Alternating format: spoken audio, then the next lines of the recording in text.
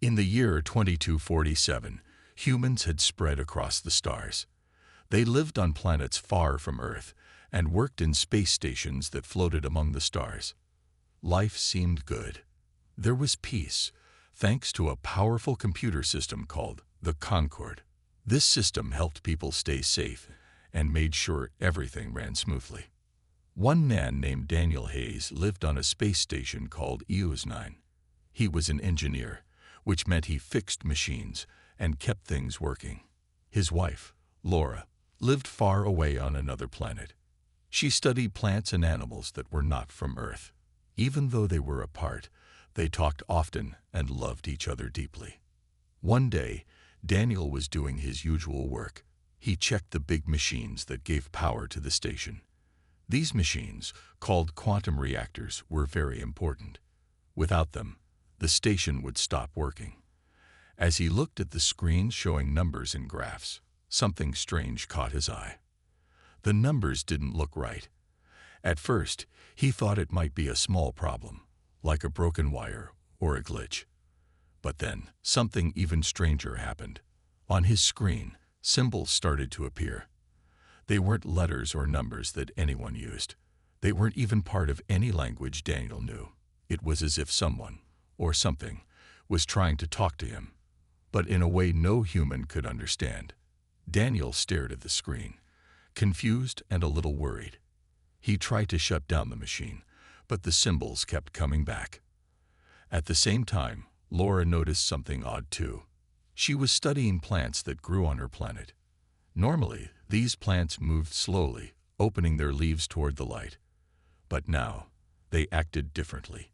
When Laura came near, the plants curled up tightly, almost like they were scared. She had never seen anything like it before. She took notes and sent messages to her team, asking if they saw the same thing. They did.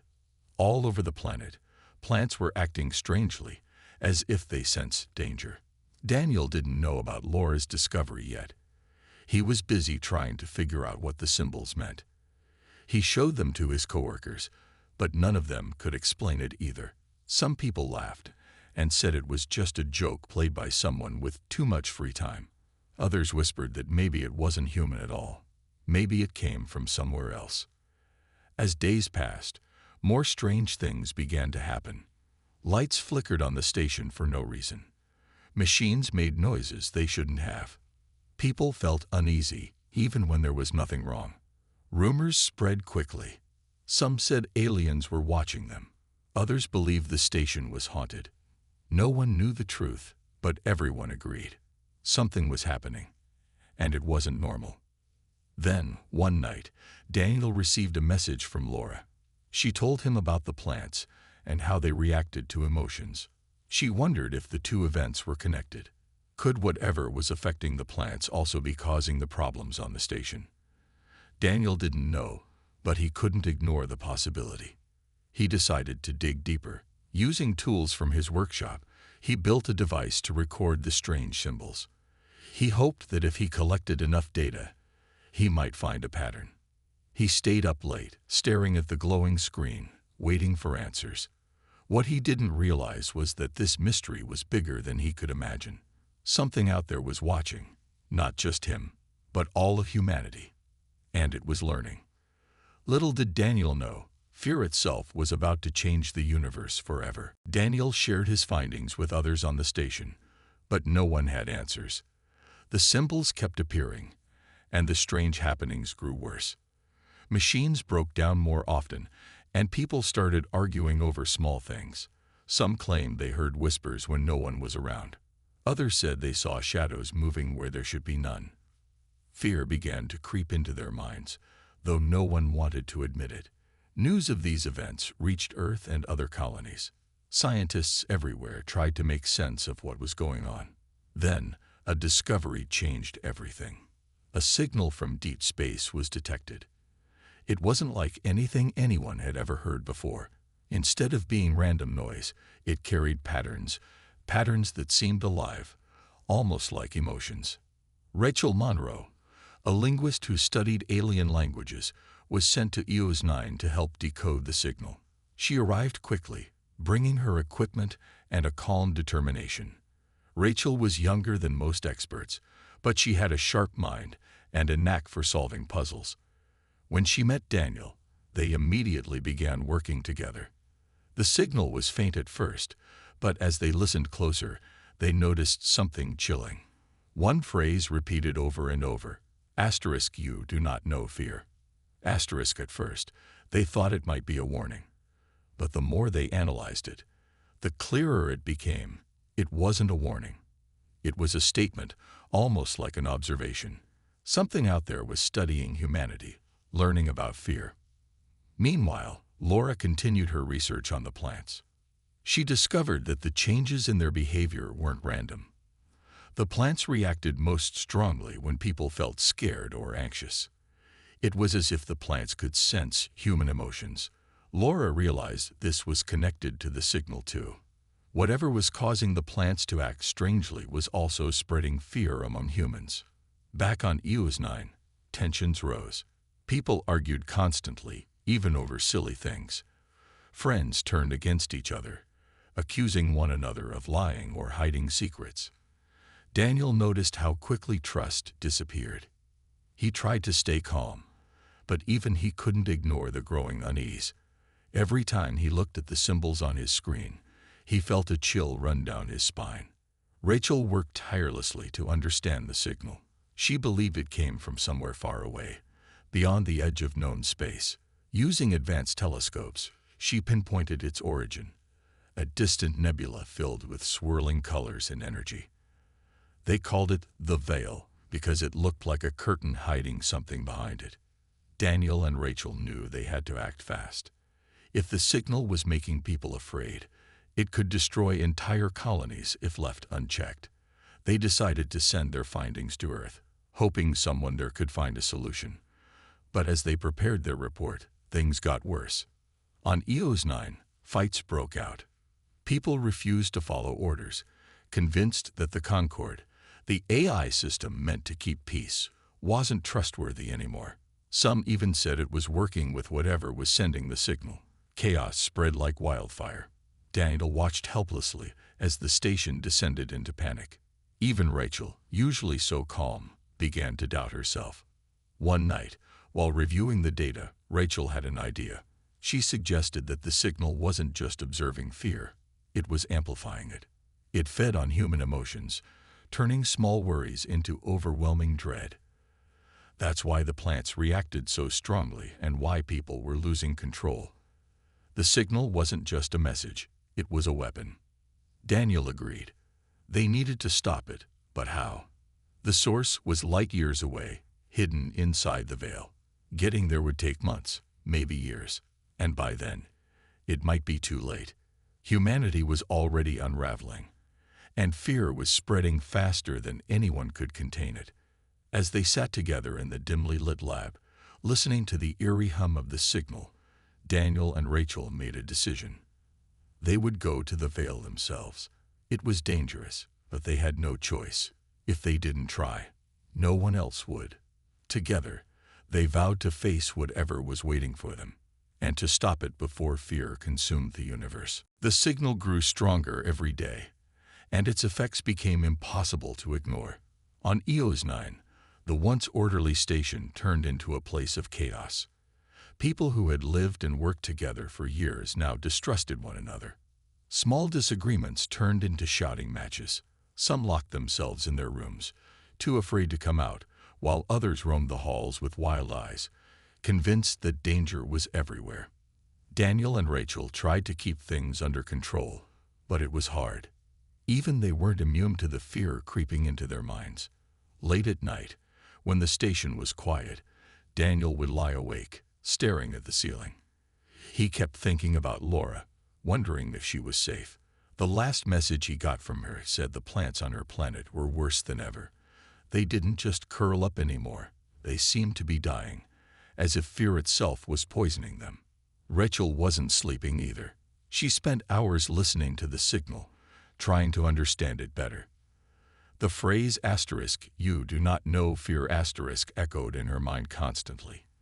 It felt like a taunt, a challenge from something far smarter than humans, Sometimes she imagined shadows moving in the corners of her vision, though she knew it was just her imagination playing tricks. But knowing didn't make it any less terrifying. Things reached a breaking point when a group of colonists decided the Concorde, the AI system meant to keep peace, wasn't trustworthy. They claimed it was part of whatever was causing the signal. One man, a mechanic named Carl, led a mob to the control room. They demanded that the Concorde be shut down completely. Daniel tried to reason with them, explaining that without the Concorde, the station wouldn't survive. But Carl and his followers wouldn't listen. Fear had taken hold of them, clouding their judgment. A fight broke out. Equipment was damaged, and several people were hurt. In the end, Daniel managed to restore some order by disabling external communications.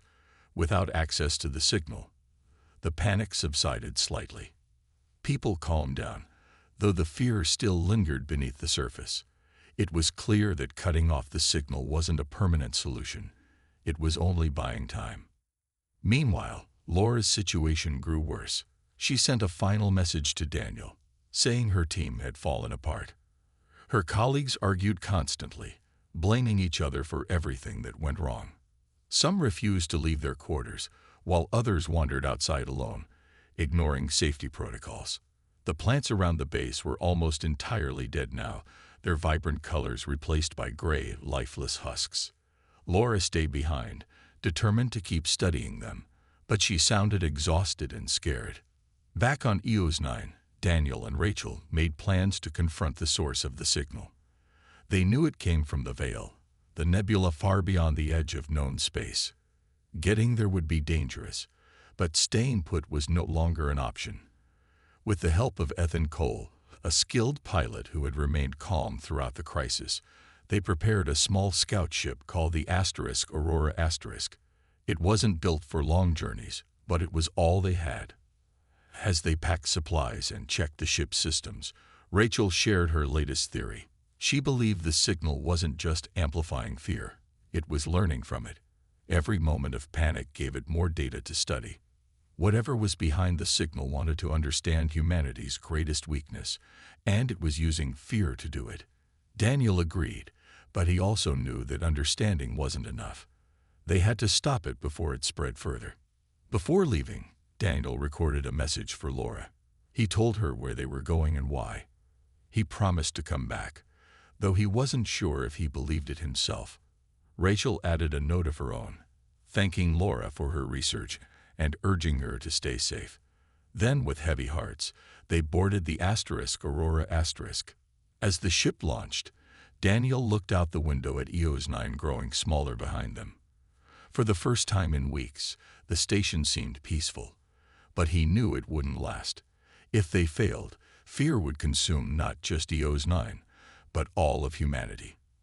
And somewhere deep inside, he wondered, what kind of creature could wield fear like a weapon? What did it want? Those questions weighed heavily on his mind as the Aurora Asterisk sped toward the Veil, carrying 3 fragile lives and the hopes of billions into the unknown. The journey to the Veil was long and difficult. The Aurora Asterisk wasn't built for trips this far, and the 3 travelers, Daniel, Rachel, and Ethan, faced many challenges along the way. Supplies were limited, and the ship's systems often struggled under the strain of the voyage. But the hardest part wasn't the physical discomfort. It was the fear that lingered in their minds, even without the signal. At first, they tried to stay positive. Ethan, the pilot, told stories from his past to keep spirits up. He talked about growing up on a farming colony and how he dreamed of flying among the stars. Rachel shared her love for languages, explaining how she learned to decode alien messages by finding patterns in sounds and symbols. Daniel mostly listened, chiming in with jokes or technical details when the conversation slowed. For a while, it worked. They laughed, they argued, and they reminded themselves why they were doing this. But as they got closer to the Veil, things changed. Strange noises echoed through the ship, like whispers just out of hearing range. Lights flickered, even though Ethan checked the wiring every day. None of them admitted it at first, but they all felt it. The same unease that had taken over EOS-9 was creeping back. Only this time, there was no way to escape it. The veil was pulling them in, and with it came the fear. Rachel spent most of her time analyzing the signal, which grew louder and clearer as they approached. It wasn't just repeating *you do not know fear * anymore. Now, it seemed to respond to their emotions. When Rachel felt anxious, the signal would hum softly, almost soothingly. When Daniel grew frustrated, it pulsed faster, matching his heartbeat. It was as if the signal could read their thoughts, feeding off their feelings to grow stronger. One night, Ethan woke up screaming. He said he'd seen something standing at the foot of his bed, a shadowy figure with glowing eyes. Daniel and Rachel rushed to his side, but there was nothing there. Still, Ethan couldn't shake the feeling that something was watching him. From then on, none of them slept well. Every creak of the ship made them jump. Every shadow looked like it might move. Despite the growing tension, they pushed forward.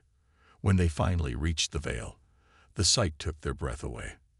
The nebula was beautiful, filled with swirling colors that shimmered like liquid light. But beneath its beauty lay something darker. The air around them felt heavy, pressing down on their chests. Even Ethan, who had always been brave, hesitated before guiding the Aurora deeper into the cloud. Inside the veil, they found something incredible. A massive structure floated in the center of the nebula, pulsating with energy. It looked alive, shifting and changing shape as if it were breathing. This, they realized, was the source of the signal. Whatever was inside had been studying humanity, and now it knew they were here. Rachel suggested sending a message, trying to communicate. Using the equipment on the Aurora she transmitted a simple greeting. We are human. We seek understanding. At first, there was silence. Then, the structure responded. Waves of emotion flooded the ship. Anger, sadness, confusion, and curiosity. It was overwhelming, like being hit by a storm of feelings. Daniel realized they couldn't fight this thing. It wasn't evil. It was just different. It didn't understand humans the way they understood each other. To it, fear was fascinating, a puzzle worth solving. But in its quest for knowledge, it was destroying lives. As they prepared to enter the structure, Ethan volunteered to stay behind. "Someone has to make sure we can leave," he said with a weak smile. "Besides, I'm better at flying than figuring out aliens." Daniel and Rachel thanked him, knowing how much courage it took to let them go alone. With trembling hands, Daniel and Rachel stepped toward the entrance of the structure. They didn't know what waited inside, but they knew one thing for certain. Humanity's future depended on what happened next. As Daniel and Rachel entered the structure, they felt like they were stepping into another world. The inside wasn't solid. It shimmered and shifted, like walking through a dream. Colors danced around them, changing with every step. Strange sounds filled the air, soft whispers that seemed to come from everywhere and nowhere at once. It was beautiful, but also terrifying. Every instinct told them to turn back, but they kept moving forward. The deeper they went, the stronger the emotions became. Fear pressed down on them like a weight, making it hard to breathe. Memories they had buried long ago surfaced in their minds. Moments of failure, loss, and regret. Rachel saw herself as a child, sitting alone in a classroom while other kids laughed at her. Daniel remembered the day he argued with Laura before she left for her mission, wishing he could take back the angry words he'd said. These weren't just thoughts. They felt real, as if they were reliving those moments all over again. Then something spoke to them, not with words, but with feelings. It was overwhelming, yet strangely gentle. They understood that this was the being behind the signal, the source of everything that had happened. It called itself Erebus. Erebus explained that it was a consciousness, an entity made entirely of emotion. It had existed for eons, watching civilizations rise and fall across the universe. Most species it encountered didn't experience fear the way humans did. Fear, to Erebus, was fascinating, a complex, powerful force unlike anything else. When it discovered humanity, it decided to study this unique emotion more closely. But its experiments went wrong. Instead of simply observing, it amplified fear, spreading it uncontrollably. Rachel tried to reason with Erebus, explaining the damage it had caused. Fear isn't just an emotion, she said. It breaks people. It destroys trust, love, and hope. You've hurt us without meaning to. Erebus didn't respond right away. For a moment, it seemed confused, as if it hadn't considered the consequences of its actions. Then it shared its own perspective. To Erebus, fear was intriguing because it drove so much of human behavior. It wanted to understand why fear held such power over them. It never intended harm. It only sought knowledge. Daniel realized that Erebus wasn't evil. It was curious, like a child playing with fire without understanding how dangerous it could be. But good intentions didn't change the fact that Erebus's actions had put billions of lives at risk. Something had to be done. Rachel came up with a plan. She proposed using the Concord, the AI system back on EOS 9, to create a countersignal. If they could neutralize the fear Erebus had unleashed, they might restore balance. But to make it work, they needed access to Erebus's core, the pulsating heart of the structure where its energy was strongest. Getting there wasn't easy. The path twisted and turned, growing darker and colder with each step. Shadows moved around them, and the whispers grew louder, feeding on their doubts. Daniel and Rachel clung to each other, reminding themselves why they were there. They weren't just fighting for themselves. They were fighting for everyone back home. When they finally reached the core, they found it glowing brightly, radiating waves of raw emotion. Rachel knew what she had to do. She activated the device they'd brought, designed to emit the counter-signal. But there was a problem. Someone had to stay behind to ensure it worked properly. Once activated, the device couldn't be stopped or moved. Without hesitation, Rachel stayed. "Go," she told Daniel, her voice steady despite the tears in her eyes. "Tell Laura I'm sorry, and tell everyone we're stronger than fear." Daniel hesitated, wanting to argue, but he knew she was right. With a heavy heart, he turned and ran back toward the entrance. Behind him, the counter-signal hummed to life, filling the structure with warmth and light. Erebus let out a final, mournful cry before fading away, its energy dissolving into nothingness. As Daniel reached the Aurora *, Ethan greeted him with a worried look. "Where's Rachel?" he asked quietly. Daniel didn't answer. He just stared out the window as the nebula began to calm, its swirling colors dimming. They had saved humanity, but at a cost neither of them would ever forget. The ride back to EOS 9 was quiet. Daniel sat in the passenger seat of the Aurora *, staring out the window at the endless stars. Ethan didn't ask him about Rachel again. He could see the pain on Daniel's face, and knew better than to push. Instead, he focused on flying the ship, keeping his hands steady on the controls even though his own heart felt heavy. As they traveled, Daniel replayed everything that had happened inside the veil. He remembered Rachel's voice telling him to go, her calmness despite knowing she wouldn't leave with them. She had stayed behind to save humanity, to give everyone a chance to rebuild their lives without fear ruling them. Her sacrifice weighed heavily on Daniel, but he also felt a flicker of pride. She had been brave when it mattered most. When they finally returned to EOS 9, the station seemed different. The chaos and panic were gone, replaced by an eerie stillness. People moved slowly, speaking in low voices as if afraid to disturb the peace. Machines hummed quietly, repaired after the earlier damage. It was clear that Rachel's counter-signal had worked. The fear gripping the station had faded away. Daniel stepped off the ship first, greeted by a small group waiting anxiously for news. Among them was Laura, who rushed forward as soon as she saw him. She threw her arms around him, tears streaming down her face. For a moment, Daniel let himself hold her tightly, feeling some of the weight lift from his shoulders. But then reality hit him again. He pulled back gently, looking at her with sadness in his eyes. "Where's Rachel?" Laura asked, noticing Ethan standing silently behind Daniel. Her voice trembled as she spoke. Daniel took a deep breath before answering. "She stayed behind," he said softly, "to stop Erebus. She gave us a way to fix things."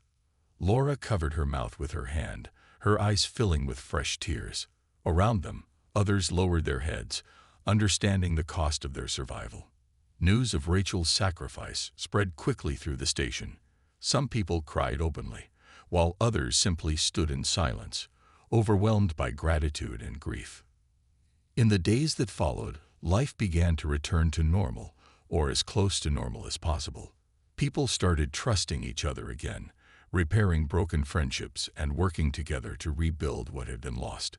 The Concorde resumed its role, helping maintain order and stability.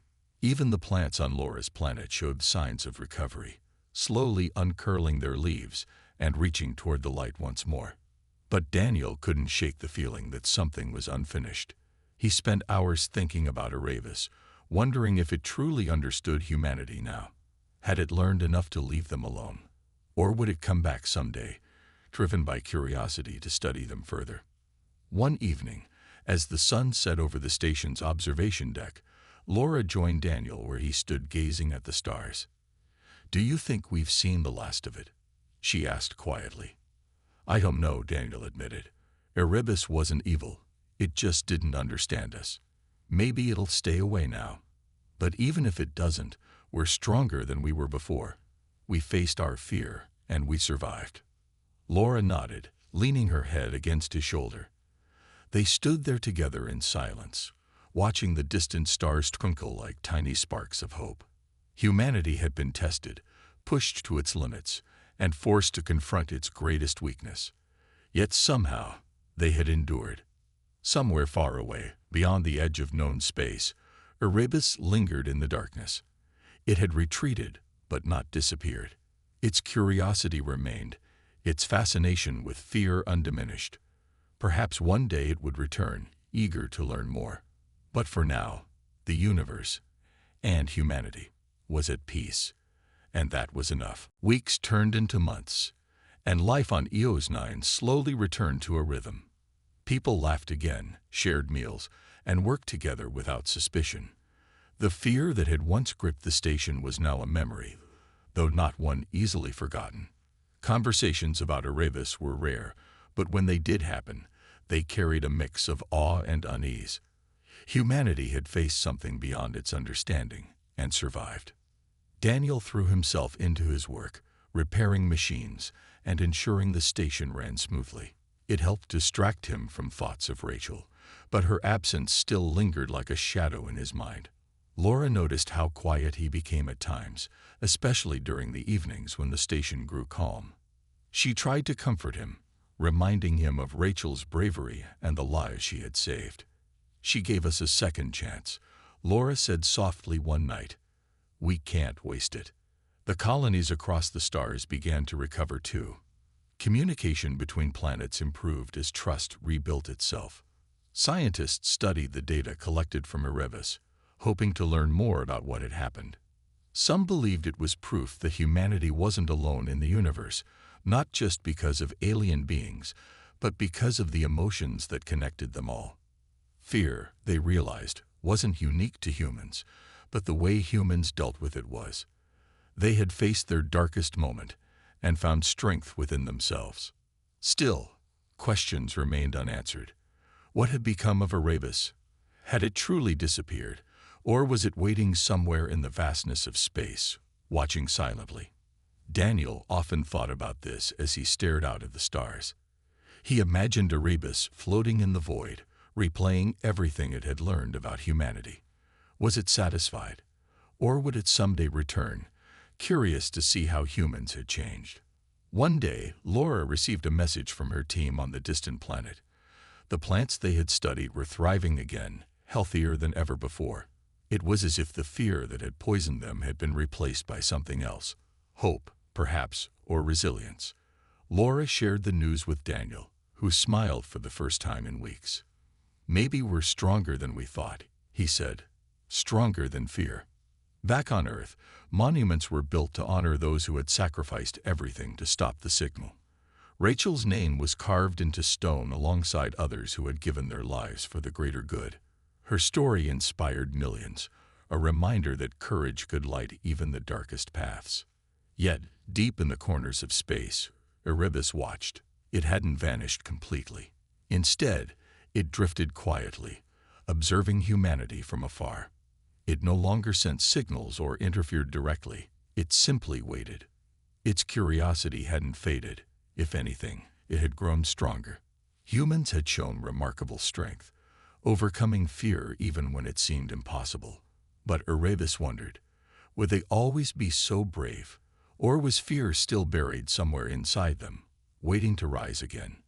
On EOS 9, Daniel and Laura stood together on the observation deck one final time.